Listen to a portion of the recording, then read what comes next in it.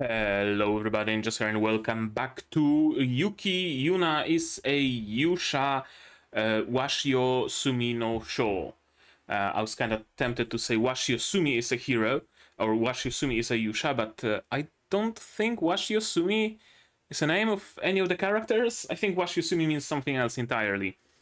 Regardless, yeah, here it is. A little bit late, like a fair bit late than I expected. Initially, I expected to start watching this show right after Yuuki Yuuna.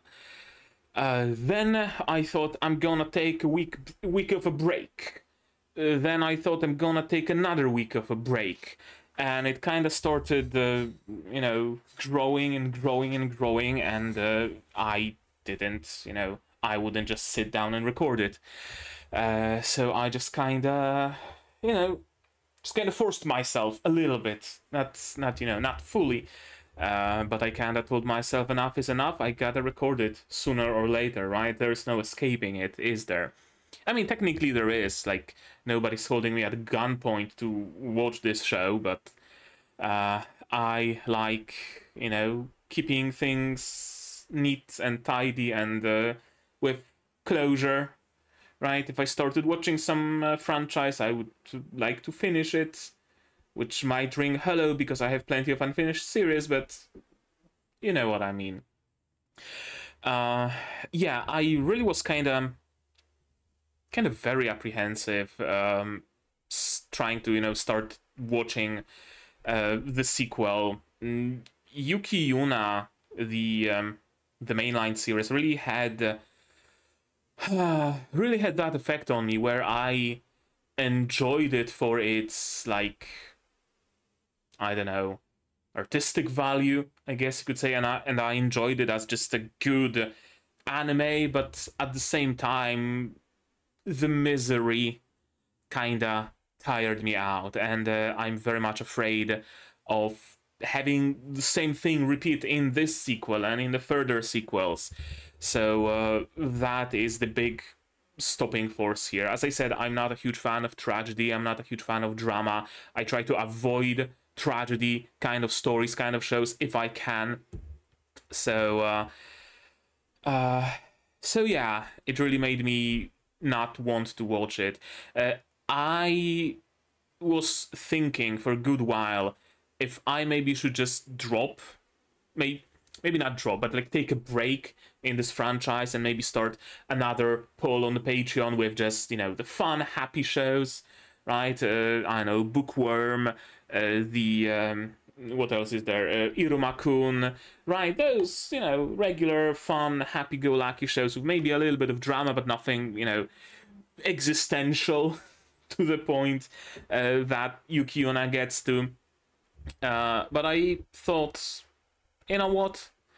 Washio Sumi is just 6 episodes, if I'm not mistaken. Worst comes to worst, I'm just gonna watch those 6 and I'm gonna take a break there.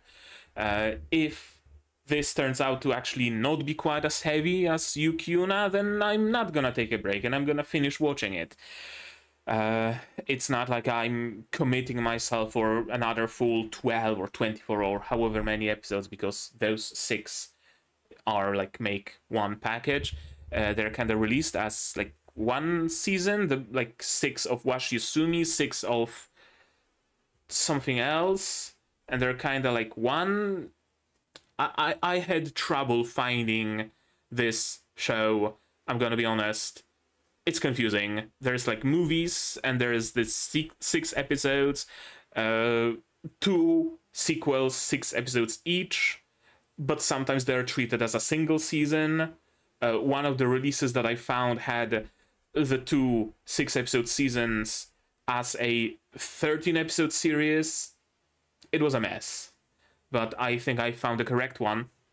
Yuuki Yuuna wa Yusha de Aru, Washio Sumi no Shou, 01, 24 minutes, 27 seconds. That's, I think, the episodic one, version by irreversibly. That's what we're gonna be watching. What do I know about this show, about this particular sequel? I know that it's more of a prequel, right? It tells us the story of Mimori, Sonoko, probably some other people who were also members of her party, and it, I guess, explains how Mimori lost her memories and how Sonoko got to the stage she is. I don't know, something like that probably. That's about my expectation. I know that everything ends...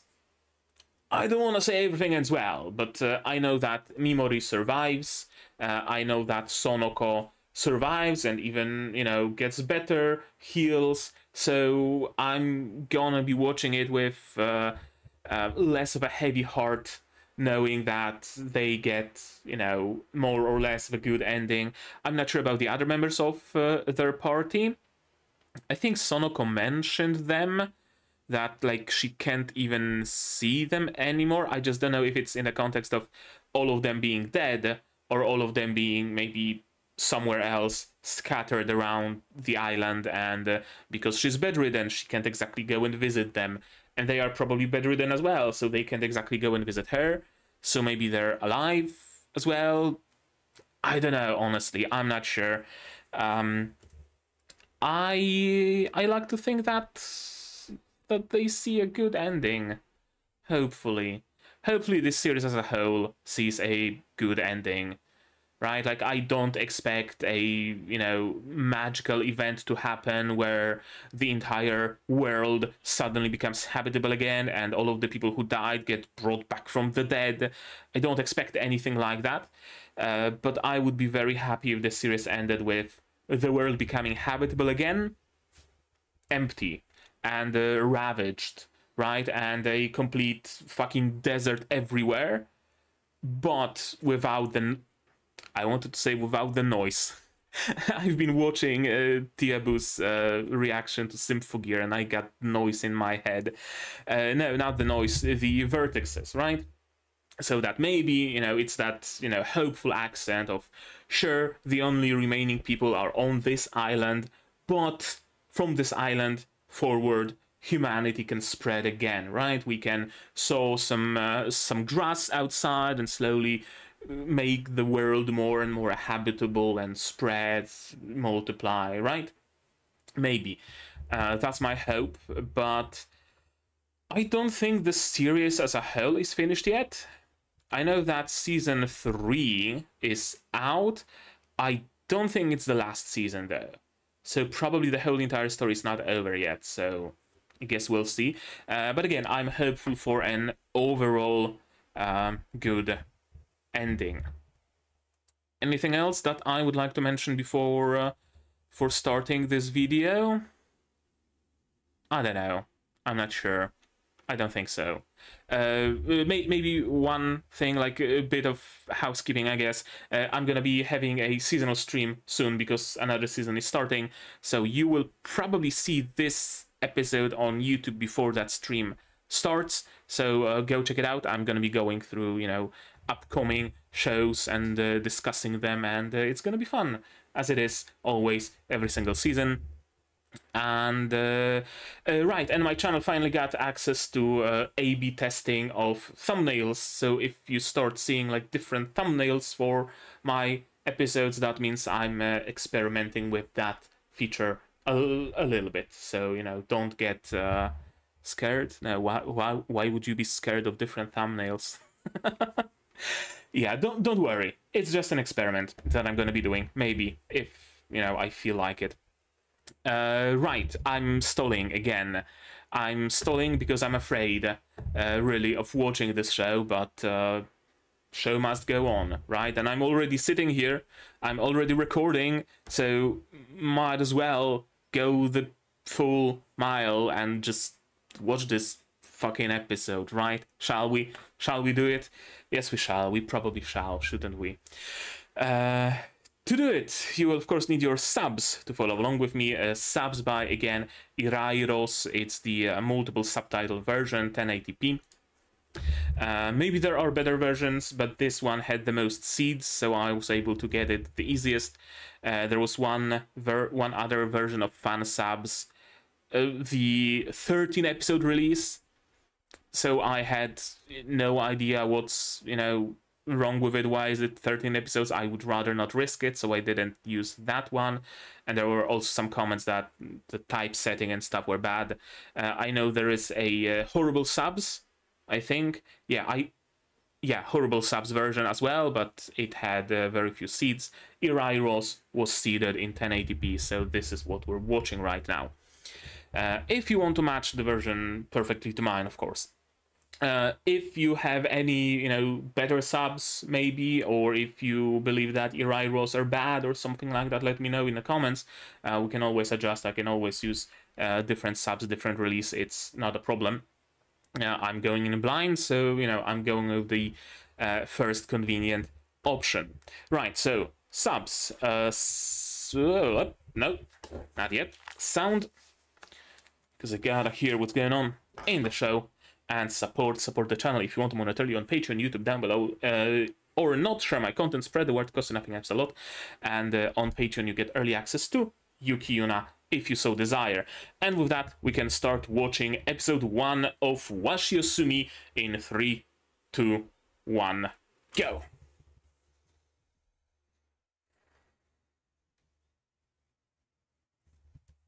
Whose voice is it? Mimori?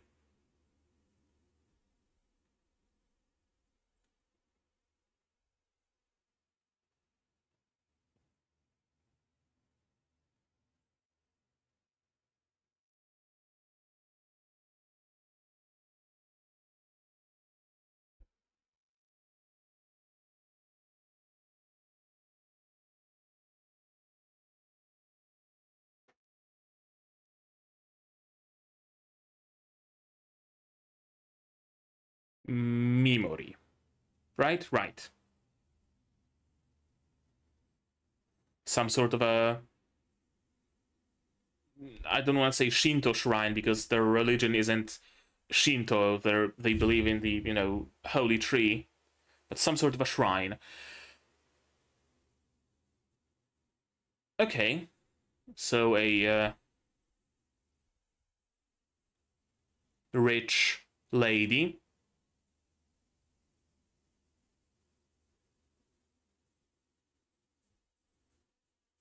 Devout, of course. Probably was very happy when she got the news that she has been chosen by the divine tree. The bridge is not destroyed yet.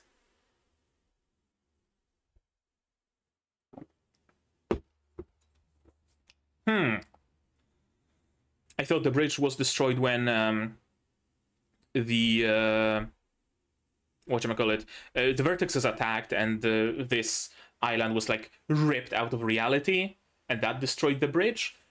But apparently it happened later. Sonoko? Probably Sonoko. Yep. Sonoko Nogi.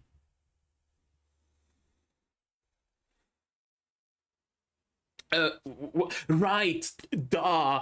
Her real name is Washio. That's why Washio Sumi. Of course.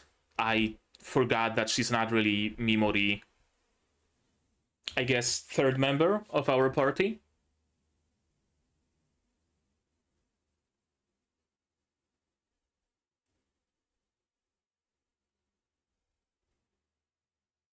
Forgot her books. Yeah, of course. Who's gonna share them? Mimori?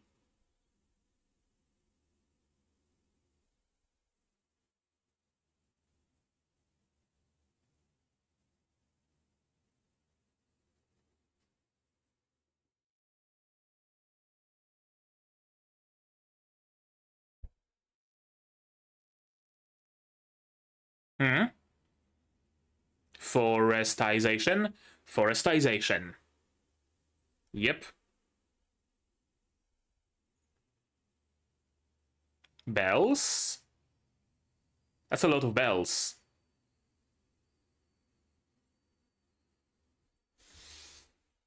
Is this like the path that leads beyond the wall?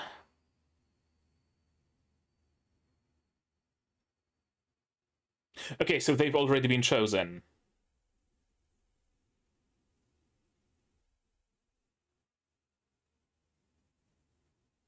That's different from Yuuki Yuuna. There is no wall that I can see. It really seems like the vertexes would be coming through the bridge.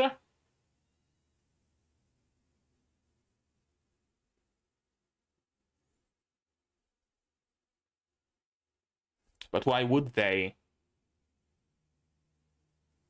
And besides, there's no bridge in this world, so... There is... Yeah, that's the barrier. It's not the bridge. Sumi Washio.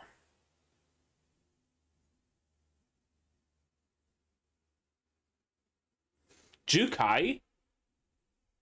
What do you mean, Jukai? What do you mean, Ohashi? What the fuck do those words mean?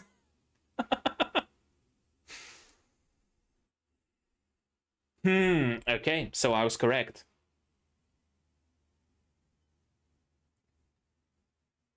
You're probably gonna die, so... Don't be so hyped. That's a Vertex. Sleepy Vertex. Or just bubbly Vertex.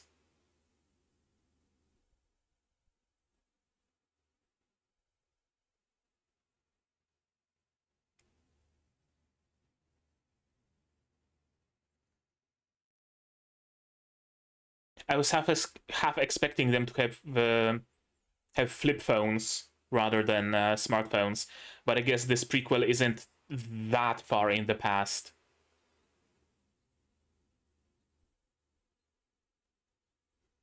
A full-on chant.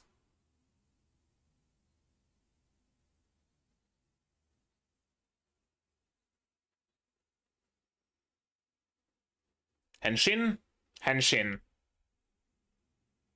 Oh, the music. The fan service. Yeah, music is on point in this series.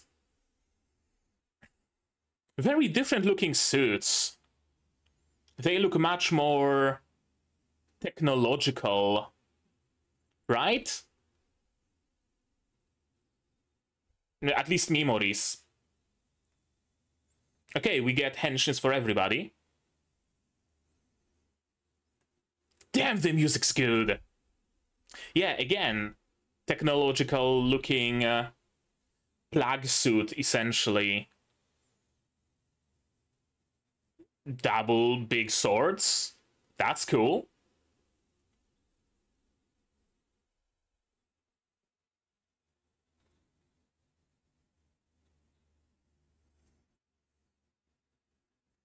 And Sonoko. She already has 2 fairies, or... The dancing cat. I guess she already has 2 fairies. And again, plug suit with a layer of more fantasy-like clothing on the outside. And she uses a staff. Okay. Just a staff? Oh, a spear.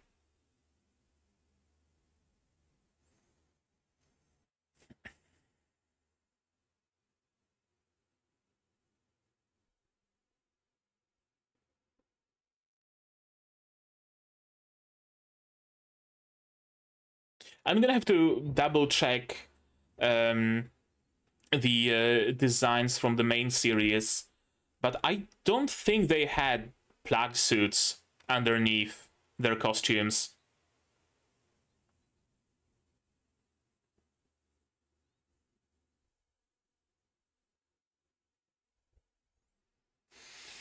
Okay, so it really seems like the bridge is legit the way to this world.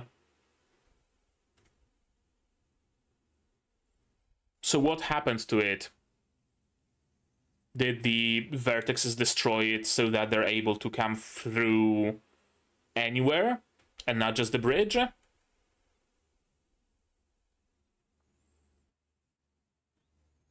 Or was it maybe destroyed by the heroes in hopes of, you know, cutting the only way that the Vertexes could come here off? but it had the opposite effect. And just had the vertexes break through the barrier everywhere instead of just being, you know, put in that single choke point. RimWorld kill box, essentially.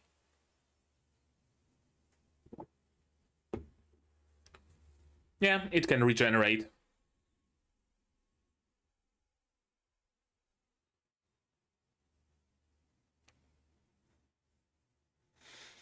Fighting ain't so fun when you actually get to fight, is it?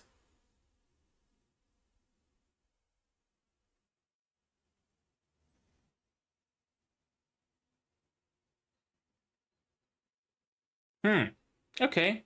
That's good.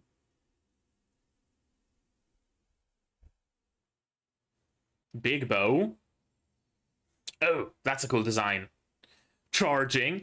I can see it being a game mechanic. It would be so cool in a game.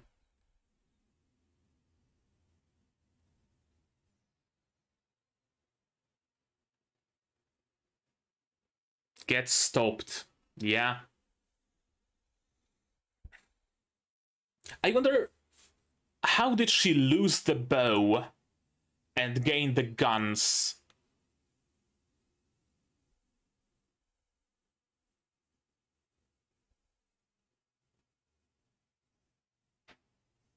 Right? Like, I think that she retained her previous powers.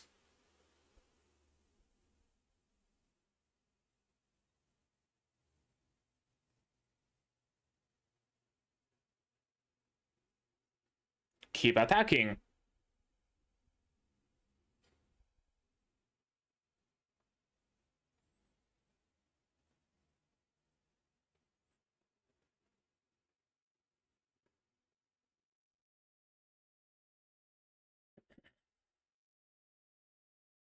Maybe time for some teamwork.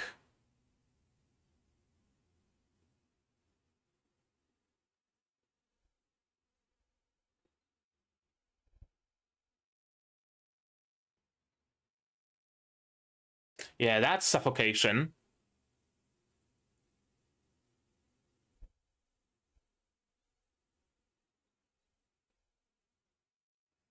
Use your arrow. Use some other weapon to try to break it. Or drink it. Or drink the Vertex juice. Sure. That can't possibly have any adverse effects on you.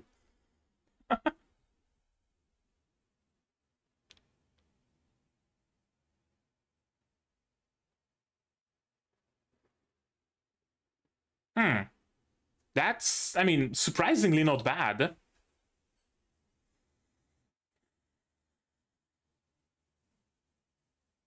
Divided souls? What do you mean, divided souls?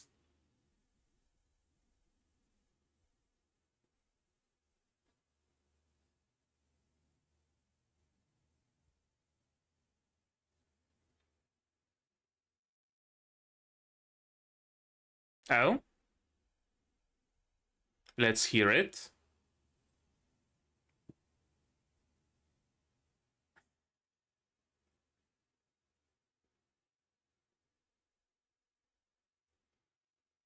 Ambush? No.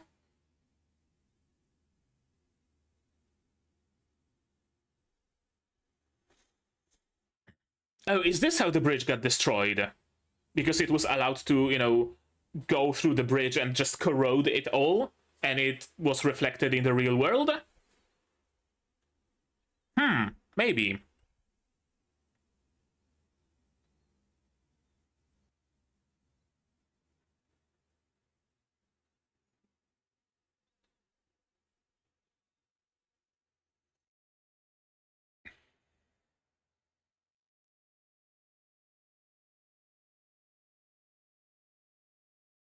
Yeah, teamwork. Yep. What are you trying to achieve exactly, though?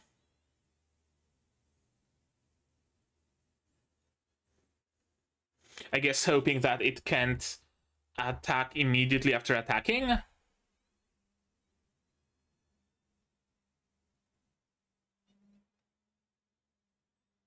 Okay, create an opening with the arrows and then have her attack it. Sure, makes sense actually. Decent tactic.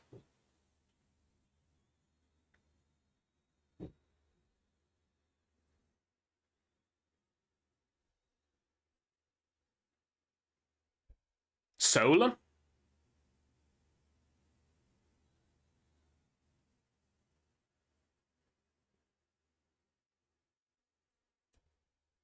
No ritual to to like release the soul and attack it?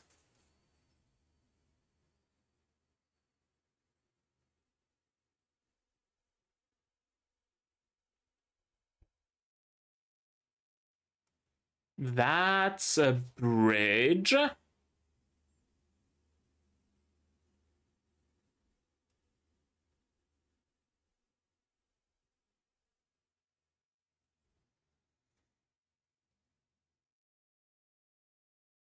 Okay, what's going on exactly? It seems like the two worlds are like merging, kinda, because we see the roots and we also see the bridge, but not really the same bridge, I don't think. And it just disappeared.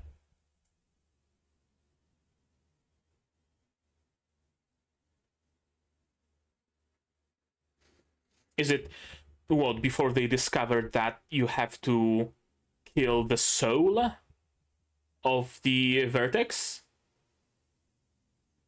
And they would just let it go and it would regenerate much quicker. But then they discovered that the Vertexes have the soul and you have to drive it off with a with an exorcism and then destroy it, and then it takes much longer for it to regenerate, something like that. Yeah, it wasn't the same bridge.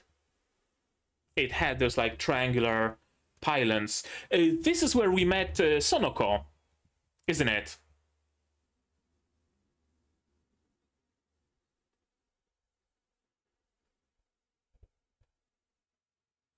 Probably empty.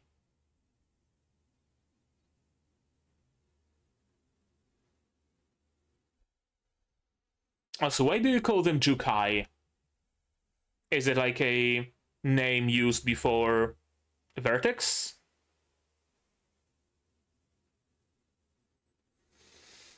Also, interesting that they were brought into the area that Yuuna and the rest were brought to meet Sonoko.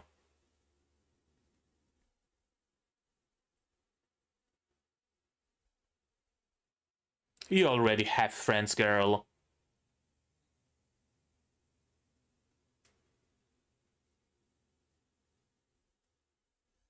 Okay.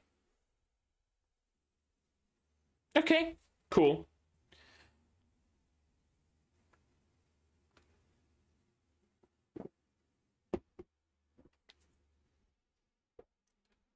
Makes sense for an explanation, I guess.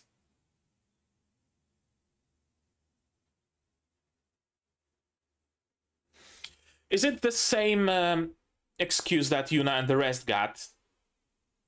That they have a duty to the divine tree, and that's why they disappear every now and then?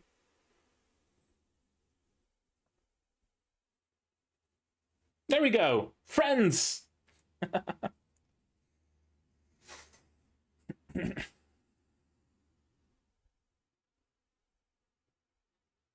Don't jinx it.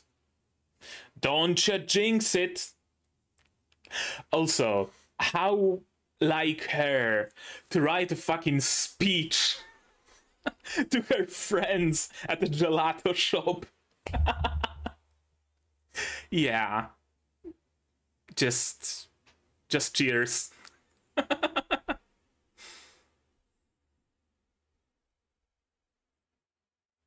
But you were very unapproachable.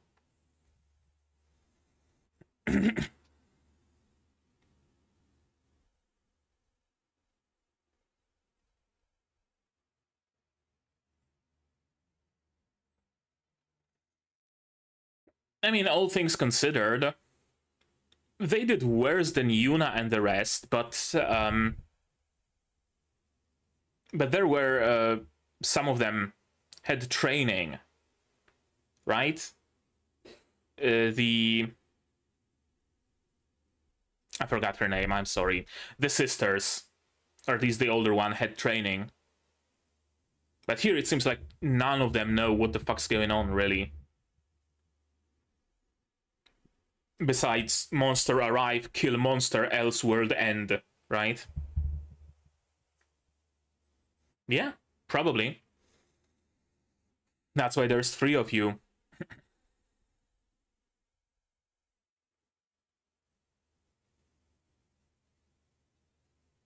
Sure. I don't see why not. Exactly.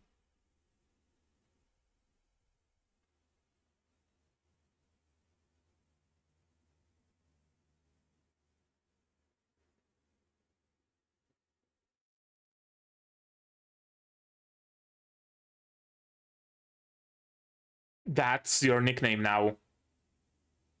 Get over it. Get used to do it. That's your name.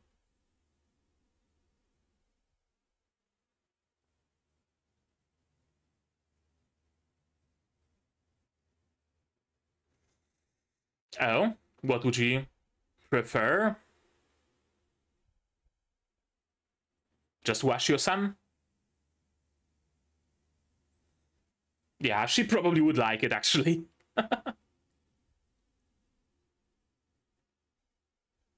Washi. Right, we know now where this nickname came from when Sonoko called her that.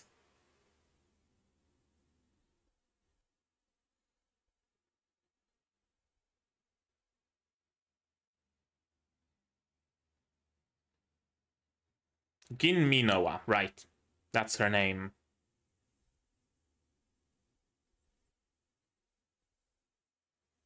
Just use Gin-san for the time being if you're uncomfortable with it.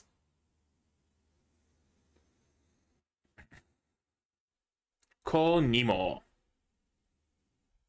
Or Kopimo, depends how you read the pie character. Roasted green tea and soda. Isn't it how the Vertex water tasted? Soda and oolong.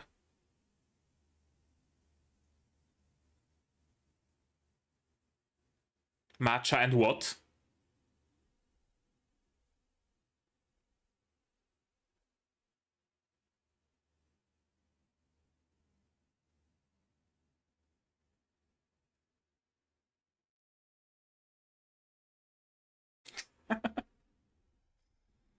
Yeah.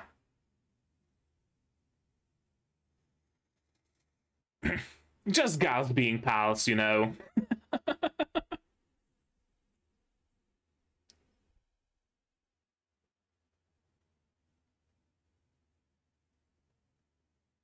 Okay. It wasn't that bad. I mean, like, I was afraid of this episode, but... Oh, and we get pretty much the exact same ending as in Yuuki Yuuna, but different people and the bridge is intact. Yeah, what I mean by it wasn't that bad, I fully expected some drama, right? Like, straight from the fucking get-go. But no, I guess we're starting, you know, fairly normally, slice of lifey, almost. Like the more, I don't know, lightweight Mahou Shoujo shows, right? Less Madoka Magica, more Majimoji Rurumo, for the lack of a better one. Does Majimoji Rurumo even count as Mahou Shoujo? I don't think so.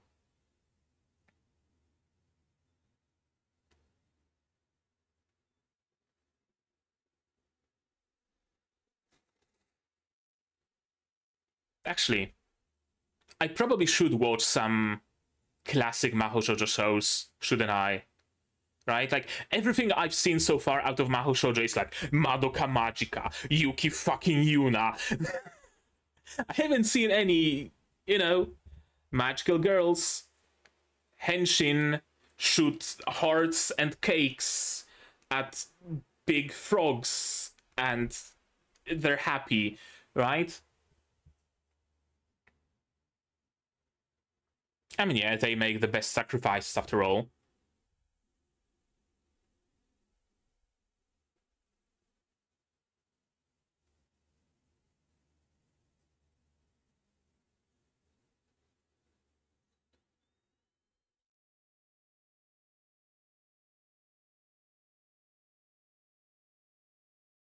That's some lungs on her.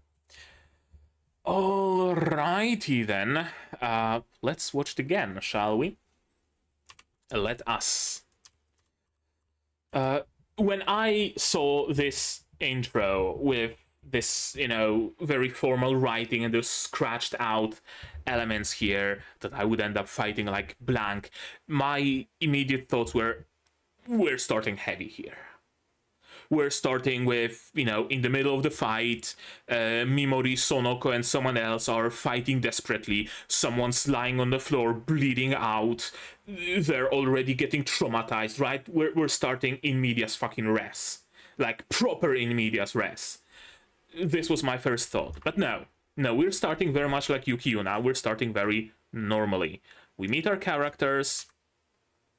They have, you know, normal, regular, usual lives, except they're heroes, right? I was kind of confused here for a moment.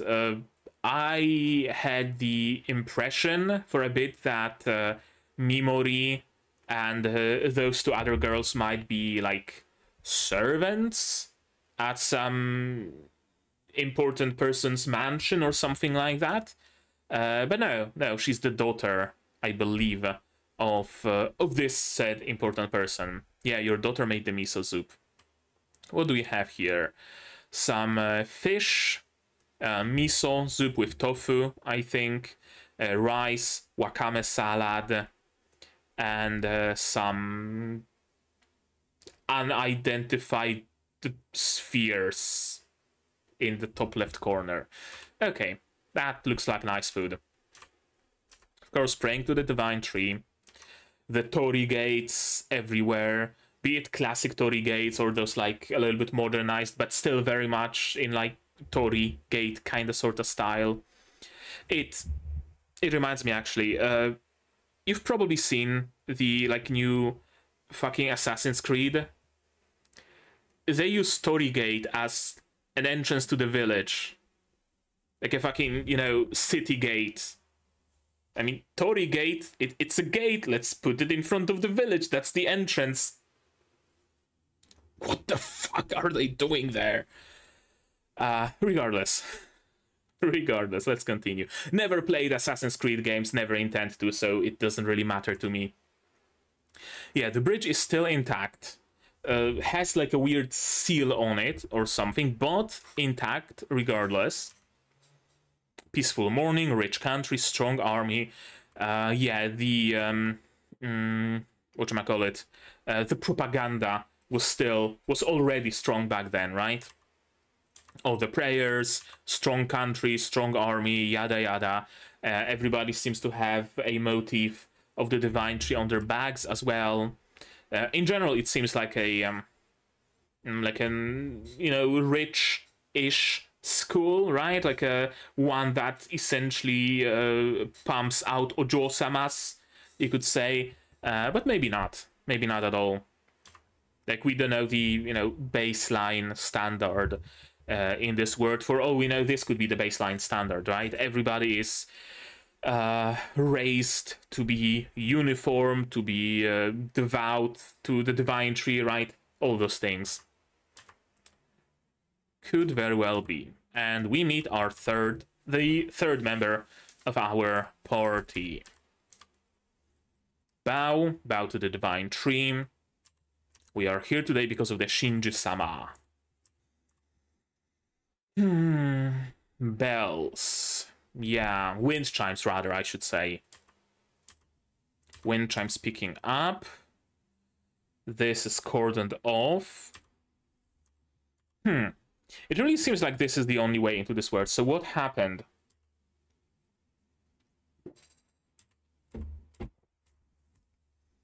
Forestization. Yeah, what happened to this bridge?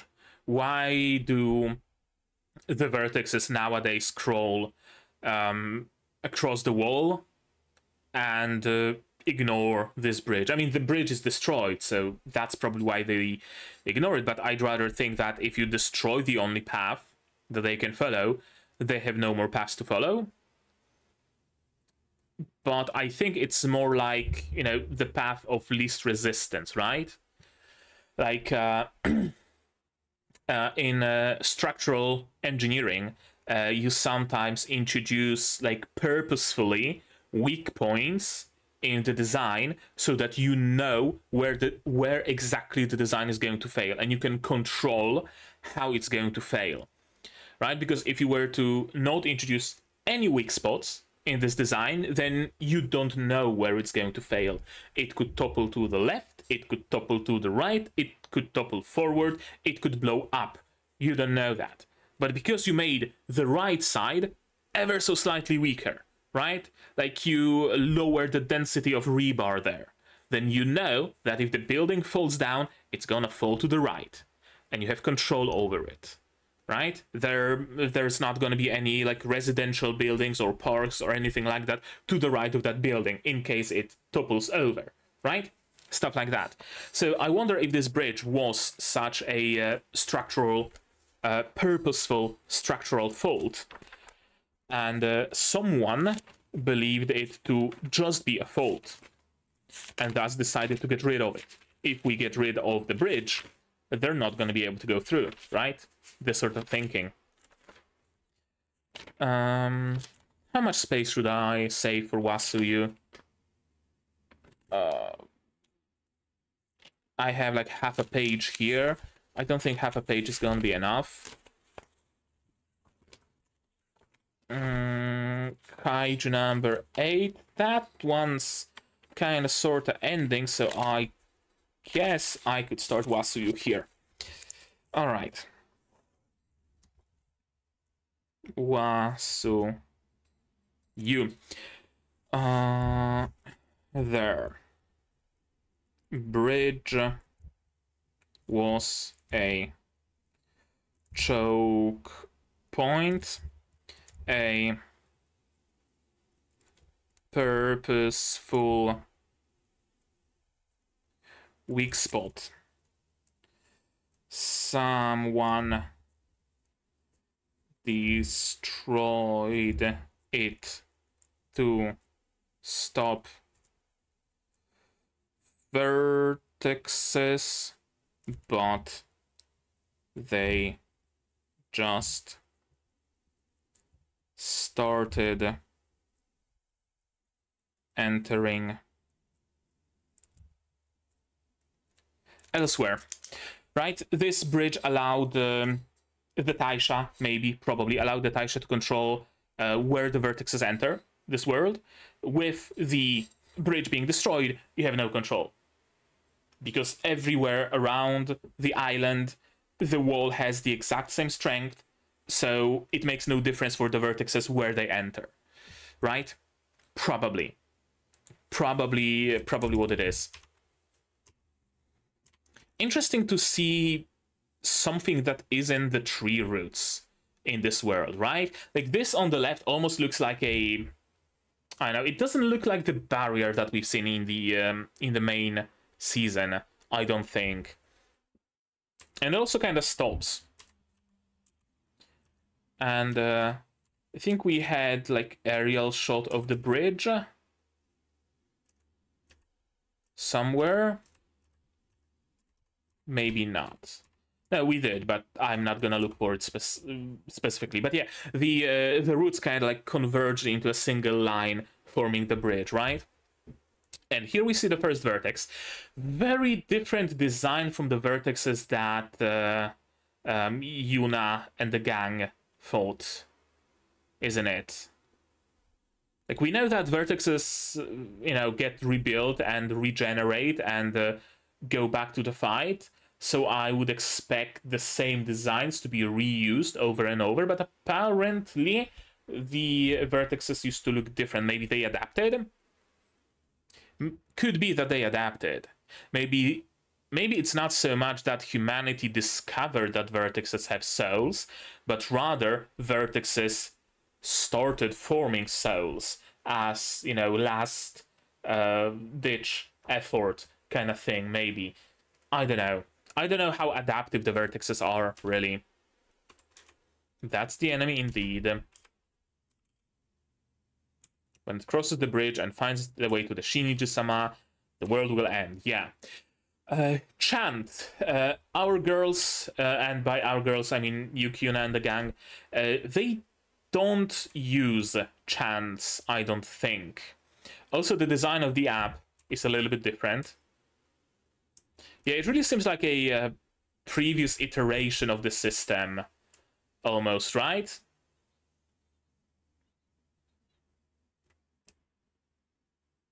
And here we see the henshins. And even the henshins are different. Music is fucking amazing, I gotta say. Yeah, we get nice bits of fan service. And then we get the plague suit. No, like, not much floral motive, besides those flower petals. But no, like, you know, a big flower, for example, straight smack dab in the middle of the chest, or anything like that. Again, very, very technological, right? The, like, techno-bubble looking collar, techno-bubble looking bracelets that they get. Right? Something that I would expect more from a show where Mahou Shoujo powers have a basis in science, like Symphogear, for example, rather than from a show where Mahou Shoujo powers have a basis in magic or religion or whatever you want to call it, right? Interesting. And yet there is that layer of pretty much a Miko outfit on the outside. Mostly for looks, mostly for style. I'm assuming it's the actual, like, plague suit underneath that's functional and protective. And the rest is just style. No floral motive. I don't see any flowers on her. Just those petals, but no flowers. Like, there is almost like an avian motive with, like, wings and feathers on the bow. But I don't see anything floral. And again, petals and those, like, floral patterns. Fiery henshin. And again, a plague suit. And where Mimori got only a choker collar, Gin has a choker and bracelets. I wonder what's the significance of it, if any. Maybe, you know, maybe it's just the design. Or maybe it's something like she has two fairies already, so she has one fairy and the second fairy, or maybe.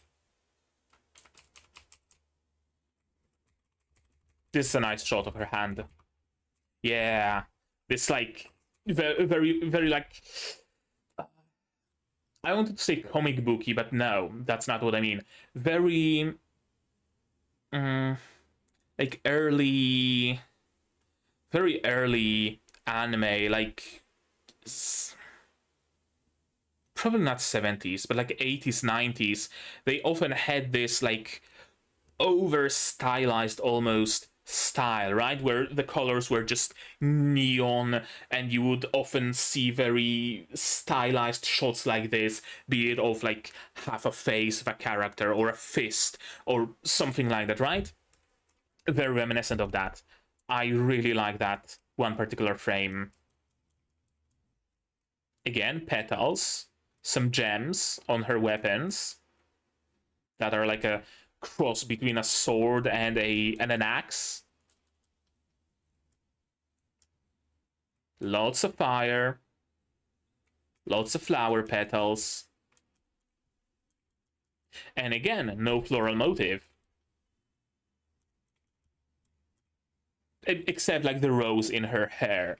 But nowhere on her suit are there any flowers, right? Like designs in Yuuki Yuuna always have that flower like somewhere on their hand or somewhere that also signifies the like XP gained, right, and their progress to the next next blooming. They don't have any sort of flowers on them.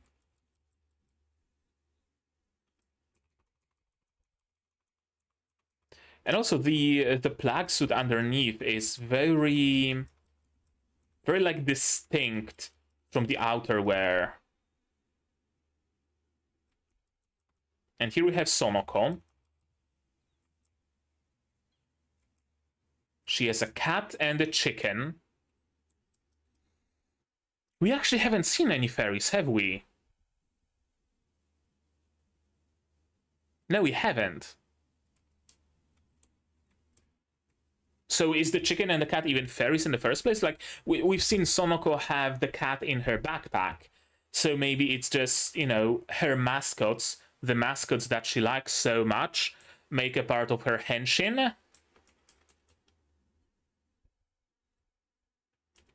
They're 100%, there's a green screened dancing cat gif somewhere. 100%. Very different henshin. Very like happy-go-lucky, right? Stars and hearts. Very like her. Absolutely. Again, the plague suit. Very like standard classic Maho Shoujo sort of henshin, right? Hearts and stars and moe moe kyun transformation beam kind of thing, right? An egg that turns into a spear, and again no floral patterns except this single flower in her hair.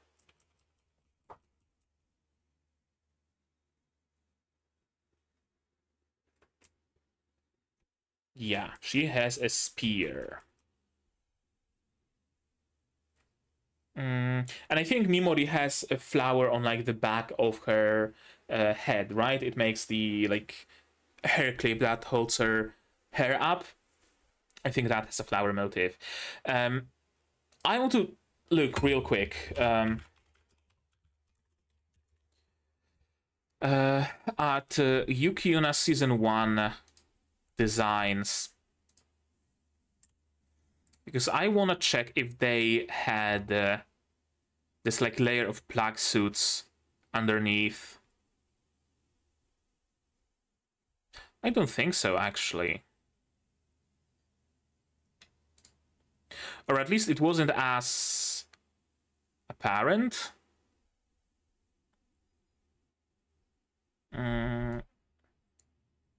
Let's see.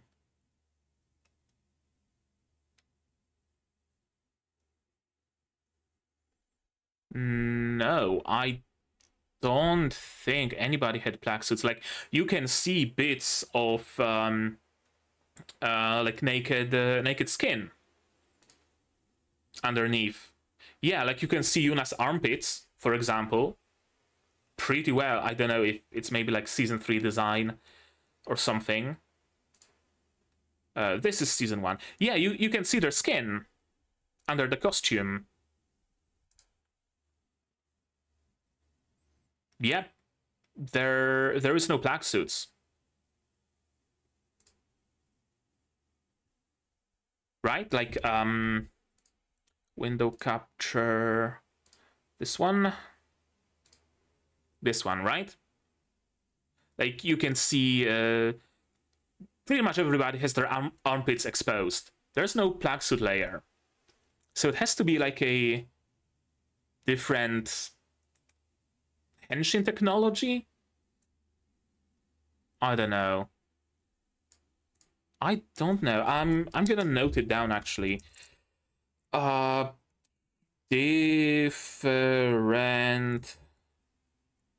henshin technologies. Could it be I wonder now. Also, the significance of there not being any fairies. Could it be that it used to be, like in Mimori's times, that they were protected by this plague suit because they had no fairies? But because now they have fairies, they don't need the protection of a suit, because the fairies will protect them. Yeah.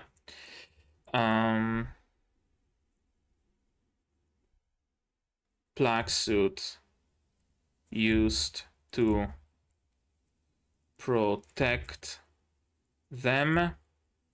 Now fairies do that. Could it be? Like, Sonoko's henshin is very different from the other two. In the use of the mascot characters and in, like, general vibe of it.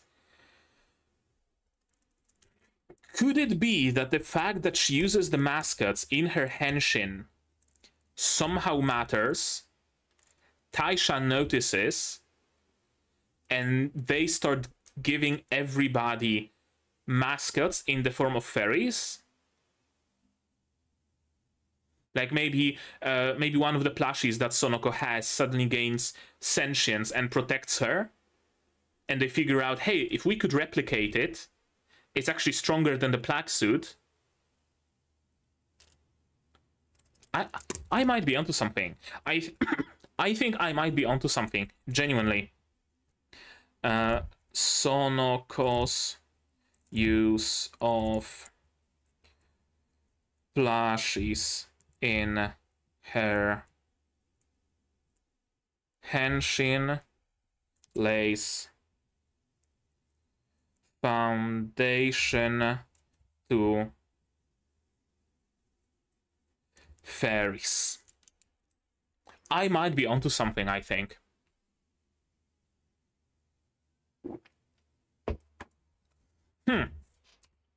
Okay, let's continue. Yeah, she has this, like, flower in the back of her head. But besides that, again, the suits look very, very techno-magical rather than just fantasy magical. And they're also very uniform, very samey looking between them, right? Like, not fully the same, but everybody has a shape with a dot on their arm. Everybody has this sort of a flappy collar. Everybody has the hip protectors, right? I wonder if that's significant somehow as well. Like, maybe if we lean into the individual traits of every hero with the design of their suit, they perform better. Like, dropping the desire for uniformity in a way. I might be looking too deep into things now, but I'm just, you know, noticing the differences from the mainline series, and I'm kind of wondering where they come from. Suits being uniform looking turns out detrimental. I wonder. In general, it seems like they have lower combat strength than when Yuuna and the gang fought first. I wonder how much of it is because they didn't get any formal training. Meanwhile, I'm gonna have to look her name up because I just can't remember it. And it's unbecoming of me to not remember the name of Fu Inu Bozaki. Yeah. In case of Yuuna, they had Fu, who was already in the know and had some preparation, knew what's gonna happen, right? So she was able to direct the other girls to fighting well. In this case, all three of them are basically newbies to this, right? Like, they never fought, they never got any formal training, none of that. They came into here with excitement and taking photos without even like fully comprehending the severity of the situation, almost. I wonder how much does that make a difference, and how much does this, I think, again, I'm not like 100% convinced, or rather 100% sure, this like difference in technology they use, right? Like, they don't use fairies. Yuuna, Fu, Itsuki, and the rest use fairies. That's a difference. They use plague suits. Yuuna and the gang don't use plague suits. Their costumes are uniform-ish. Yuuna and the gang's costumes are not uniform. They use a chant to henshin. Yuuna and the gang don't use a chant. I wonder how much does that make a difference, and how much does just preparation make it. Yeah, the window lost focus. I think this is where we get the aerial shot of the bridge. Yeah, here, exactly. Those, you know, those roots converging into a single mass, single braid, essentially. Dinky little bow. Again, where did the bow go? I wonder. Did she... She couldn't have lost her powers. At the moment of Yuuki Yuuna starting, Mimori already had, like, what? 2 fairies? 3? 2, I think. Correct me if I'm wrong. My memory is not what it used to be. I'm already 30. None of those fairies was a bow, though. So it means that she got those fairies before the events of Yuuki Yuuna started, but lost the bow in the process? Or are we going to see the shift to the fairy technology within the span of this season? Right? Like by episode 3 or 4 or whatever, it turns out that their current weapons is not sufficient to fight the Vertexes because the Vertexes evolved. So the Taisha figures out the fairy technology and gives them the fairy technology, and that's where Mimori gets her first fairy. And then in the process of, I don't know, saving Sonoko or something, she blooms, gains the second fairy, but also loses her memories. Maybe? Maybe something like that? Swift attack. Yeah, get parried. Casual. They really are having a lot of issue fighting this very nothing Vertex, almost, right? Like, compared to the Vertexes that Yuuna and the rest were fighting, this one is, you know, not that imposing, not that dangerous, really. It has like a water laser and bubbles, but I can easily see Yuuna just punching through those bubbles, right? I can easily see, I know, Mimori just sniping this one in just single shot. I can easily see that happening. Meanwhile, in this case, they are really having issues fighting it. So the difference in combat ability has to come from somewhere. I was about to say that I wonder about the duality of Sonoko's weapon, how it can be a spear or a shield, and if maybe the fact that she has those 2 mascots in her henshin might matter. But Mimori's bow also has 2 forms, so maybe not entirely. I love this animation of charging. I really do. Let's see it how. Yeah, the bow just unfolding. Yep, just unfolds. It's really like a weapon out of fucking Warframe. I can actually see this weapon being in Warframe, like the IQ Prime or something. Doesn't pull any actual physical arrow. Now the arrow appears. And a magical circle that looks amazing. And here we see the floral pattern. There really aren't many floral patterns here, as I already mentioned. But this is one of the few moments when we actually see it. I'm not sure, maybe her shield also has a floral design. I don't think we've seen it up front. Yeah, charged. And a big shot with a shockwave in the front and in the back. That's super cool looking. Yeah, not quite enough though. No, not a floral design, at least not on the inside, maybe on the outside. More like an umbrella. And they're already losing to a tiny little, you know, dinky Vertex.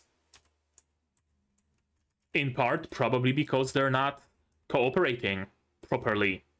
Right? Everybody is attacking in their own way. Genius. Fucking genius. Tastes like... what? Soda and then oolong tea. I love the, you know, how she later eats an ice cream that also tastes like soda and oolong. Our attacks don't seem to be having any effect. Yeah, because you have to fight together. I was half expecting something like straight out of Symphogear here. Legit. I was expecting, what's her face? Gin. I was expecting Gin's blades to attach to the top and bottom of Mimori's bow, and then Mimori using Sonoko's spear, and all three of them pulling back on the bow and just shooting that spear. I expected something like that to happen. I'm gonna be 100% honest with you. But no. Instead they went for more, or rather less direct cooperation, where they have a tank in the front, clearing the way, protecting them. Meanwhile, that gives time for Mimori to charge and take her shots properly. They have the opportunity to get closer. Mimori can clear all those bubbles, and that gives Gin a clear shot to attack. Yep, teamwork. That's fucking teamwork. And then we see this.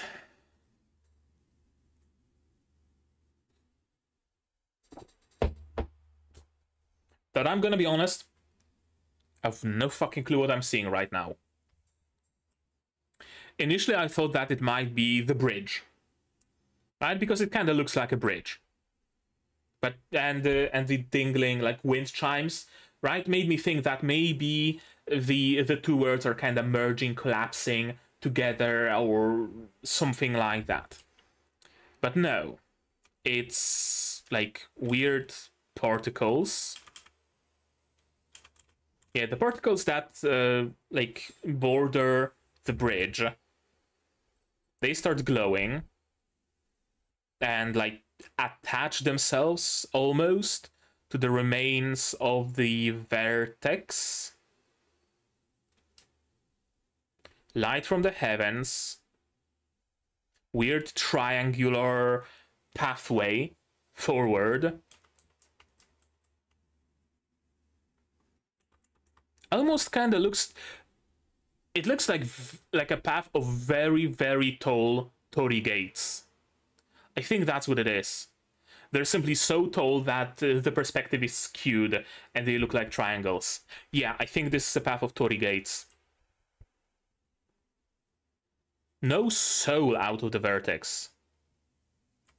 Flower calming ceremony instead. I thought that maybe this is going to bring out the soul of the Vertex, right? Before maybe the heroes were given the power to perform the ceremony themselves. Maybe it was like a circle of Taisha priests doing the chant and driving the soul away, or right, something like that. But no, it's just sakura petals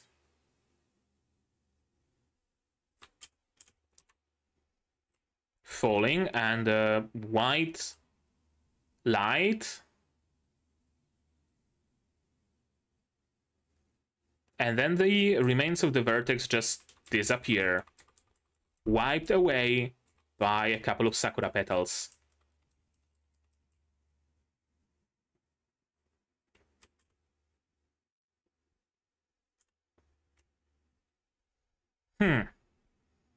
And then forestation ends, and they end up here, overlooking the bridge. The exact place where Yuuna and the gang ended up visiting Sonoko. What's the significance of this shrine, if any? I mean, it's a good place because it's overlooking the bridge. It gives us a direct, comparison, right, from Yuuki Yuuna to Washio, from Yuyuyu to Washio, because it's the exact same place, the exact same view, and the bridge is so much different.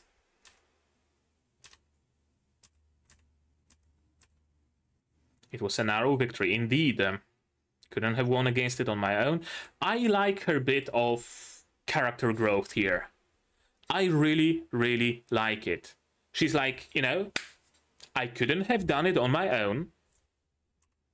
I needed those two, and it would probably be beneficial if I was friends with them. So I need to figure out how to make friends. Because we're gonna be fighting together, we have to fight together. Right? I like it. I really do.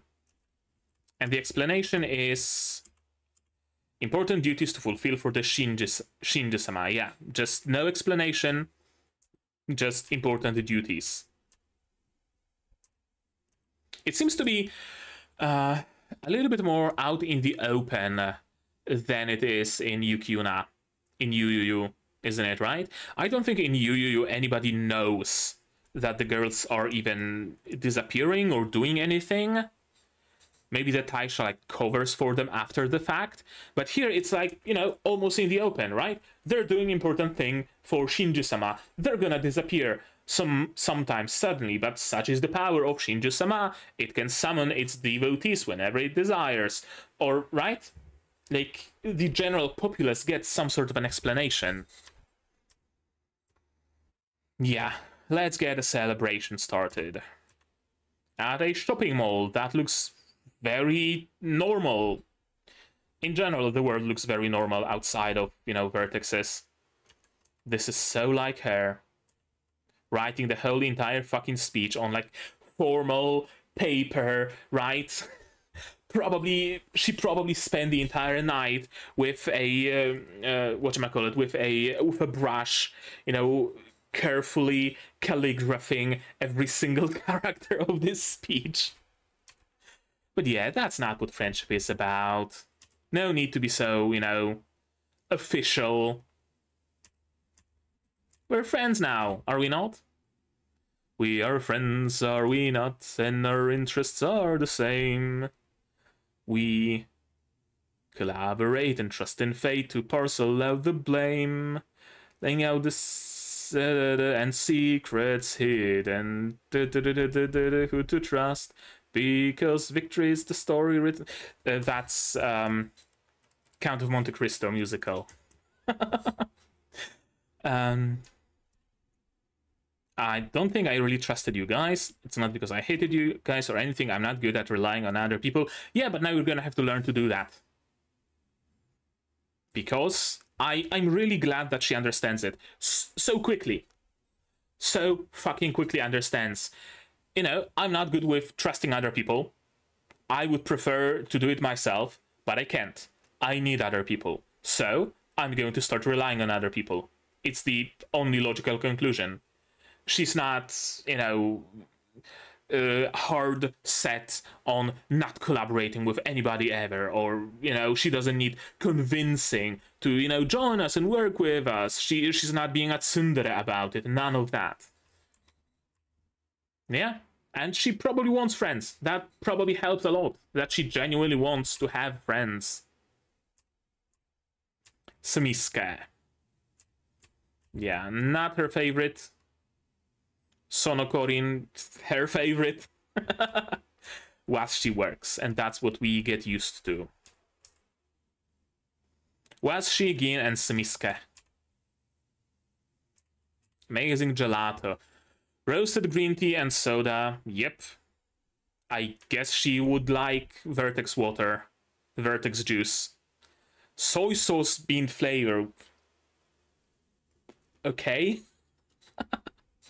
Sure. Whatever floats her boat. And yeah, she of course likes those classic, right, mature, almost tastes of green tea, of matcha, right? She knows the whole entire tea ceremony probably, so of course she likes matcha.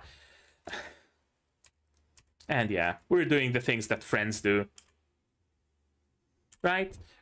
Just gals being pals. Also, she reminds me of Kaguya-sama.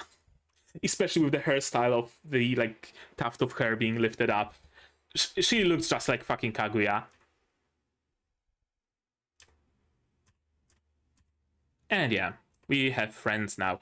This is cool. This is a very cool callback to the first season. You see the barrier still, but the bridge is still intact. Huh.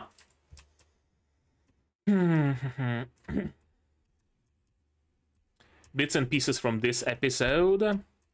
Bits and pieces from episodes that we haven't seen yet. I don't think so. Story of three heroes, fairy tale of three girls who were chosen by God. Soul is innocent, and the end result is dun dun dun. We don't know. We're gonna learn about it in the future. Battleship Nagato. Training doesn't end until we are home. Goal.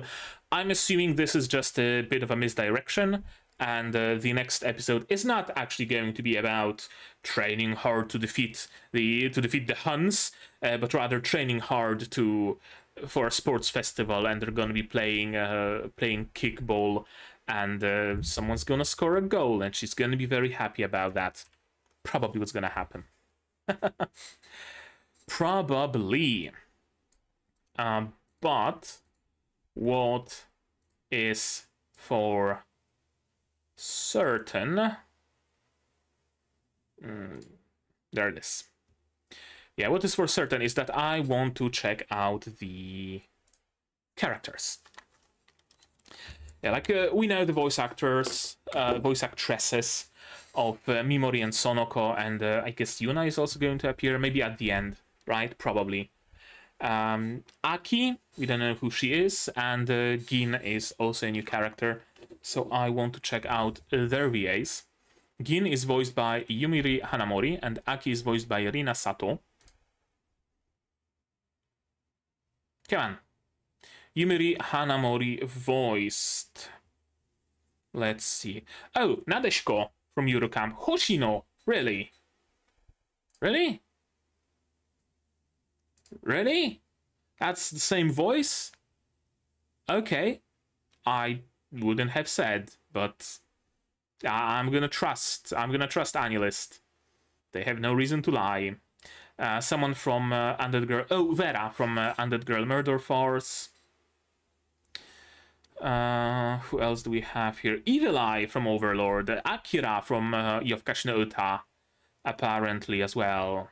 Yeah, Gin, of course. Also in, like, the third season or something.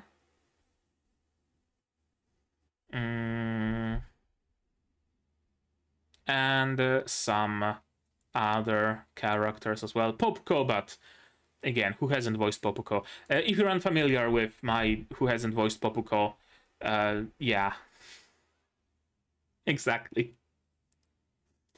That's a lot of voice actors, isn't it? And then we have Rina Sato, who voices what's her face? Aki, that we have not met yet, and she also voiced Shura in Alma Exorcist, someone in Paripikome, on Myoji, Queen Hyling in Osama Ranking. Anybody else? Ruka in Precon, apparently as well. Gundula in World Witches. Oh, That's a cool design. Matrona in Nanatsu no Taizai. Miko to Misaka. Piri Piri. From Toaru. Interesting. And anybody else I would recognize at a glance? Does not seem so. Yeah, Aki from Yuuki Yuuna.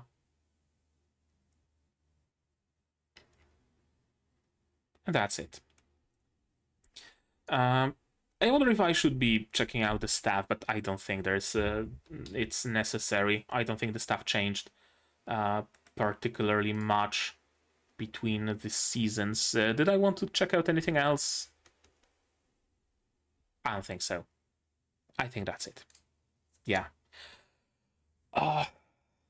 So no Frieren. Good episode. I'm still very much afraid about what the future holds, right? But a lot of my fears, I guess, were alleviated, and I also like broke through the initial wall of finally starting to watch this show, and now that I started, I know it's gonna be easier to watch the further episodes. So that's good. That's important to, you know, break through the barrier that blocked me all this time subconsciously. Anything else? I really wonder about the technology here, about their henshins. This is probably the most interesting part of this whole episode to me, right? How different their henshins are from the ones that Yuuna used. Yuuna and the rest of the gang. How different are the weapons that Mimori has, right? The lack of floral pattern, the lack of fairies, all of that is very interesting to me. Because,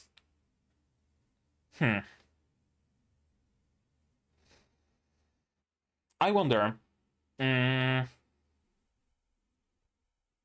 the end of Yuuki Yuuna, yuyuyu specifically, there was that bit where they said that the divine tree is no longer going to be taking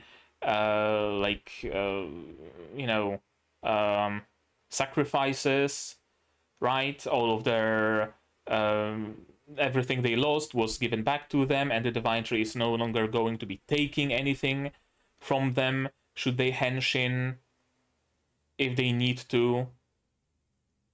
I wonder if maybe it's something like similar. Maybe like the divine tree adjusting the kind of power it gives. Right? Like initially it adjusted into giving them fairies for protection. Then the divine tree noticed that it's actually better if you just empower those girls without taking anything from them. So it stopped taking. And maybe in season 3 or whatever follows yuyuyu chronologically, when they have to henshin again to fight the Vertexes, they're gonna be able to bloom, but at no cost. Right? Like the system that the divine tree gives them changing, maybe also to respond to how the Vertexes are changing, because the Vertexes in this episode did not have a soul. Or at least as far as we know. Maybe they just didn't know that Vertexes have soul, and thus they perform no ritual.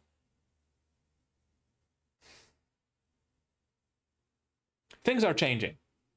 For sure. Things are different.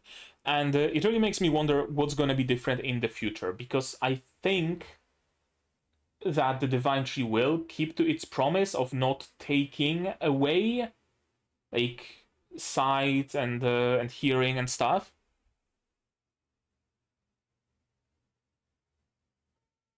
Will they keep their fairies?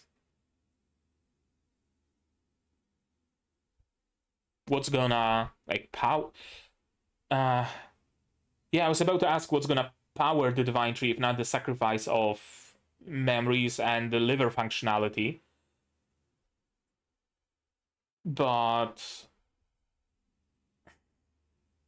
what's powering their powers here. I mean, I don't know if they can bloom or not.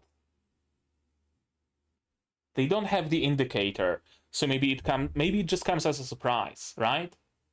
Like they just don't know when exactly they're gonna bloom, and then Taisha decided, well, if we give them an indicator, it's gonna be at least, you know, better for them to be able to expect it. Maybe. And they notice that Sonoko uses like plushies in her henshin, so they decided to create fairies, or maybe the divine tree decided to do that, right? Like adapting any shortcomings of the system that might have been there. In the next iteration of heroes, they are addressed, like the fact that none of the girls are trained even for a little bit here before being thrown into battle. But in yuyuyu, Fu is trained already.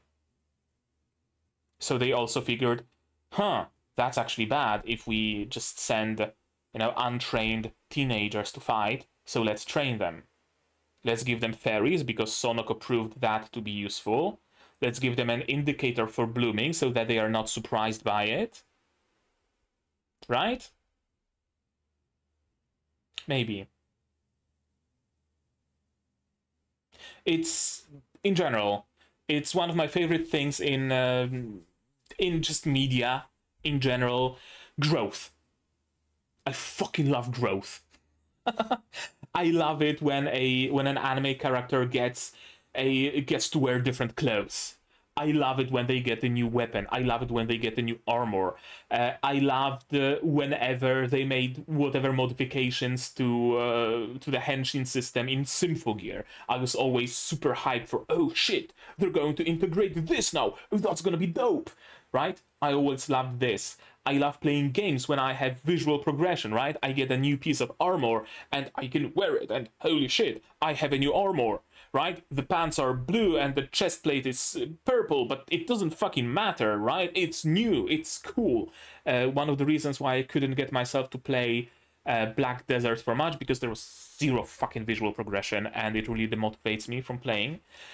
But it would be so cool if the entire fucking technology of henshining, technology, magic, ritual, whatever you want to call it, actually got to progress as the Yuuki Yuuna series progresses. Be it through what Taisha maybe does. I don't know how much of it is Taisha, how much of it is the divine tree, right? Like the bloom indicators, for example, they get, or on their hand or wherever. Is it Taisha programmed it into their app, or is it the divine tree who did it? Or is it the Taisha praying to the divine tree to do it? Or, right? Like, how much is Taisha's doing? How much is the divine tree's doing? How much is intelligent design? And how much of it is just evolution? I wonder. I wonder if the vertexes are adapting as well.